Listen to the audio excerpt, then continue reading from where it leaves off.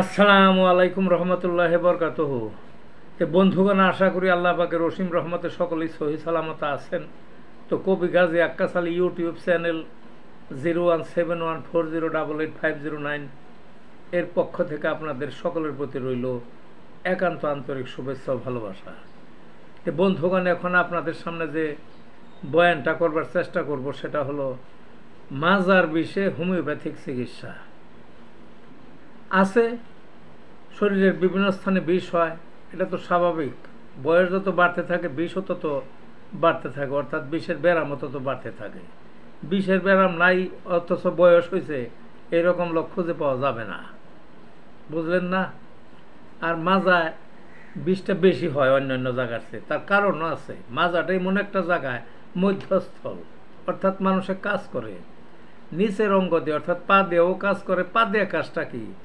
পা দিয়ে কাজটা হলো হাঁটে, দৌড়ায়, সারাদিন যত লড়াচড়া ঘোরাঘুরি পায়ের মাধ্যমেই তো সেটার হিট এসে পড়ে মাজায়। আবার উপরের অঙ্গ দিয়ে যে কাজ করে, অর্থাৎ হাত দিয়ে যে কাজগুলো করে, বুঝলেন না?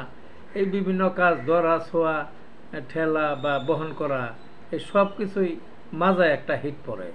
কাজেই মাজা হলো মধ্যস্থল, অর্থাৎ নিচের অংশ দিয়েও যদি কাজ করে, যে কোনো মুভ করে, তাইলেও মাজায় যে হিট পায়। আর উপরের অংশ দিয়ে মুভ করুক বা কাজ করুক, যেটাই করুক, মাজার মধ্যে হিট পায়। কাজেই মাজায় তো ব্যথা হবেই। কাজেই এই মাজা ব্যথার হোমিওপ্যাথিকের খুব সুন্দর সুন্দর ঔষধ আছে, এবং এগুলা যদি ঠিকমতো ব্যবহার করা যায় তাহলে অবশ্যই ভালো হয়ে যায়। প্রথমত আসি, রাস্টক্স ওষুধটা স্বাভাবিক পর্যায়ে প্রথম ব্যবহার করতে হয়। দেখা যায় অধিকাংশ স্থলেই মাজার বিষ সেরে যায়। রাস্টক্সেও যদি কাজ না হয় তখন খেতে হয় ক্যালকেরিয়া ফ্লোর খেতে হয় তখন। তারপরে পর্যায়ক্রমে কতগুলো ওষুধের কথা বলবো: kali carb, eupion, bryonia, arnica mont, causticum, medorrhinum, natrum sulph, আরও আছে বিভিন্ন ওষুধ।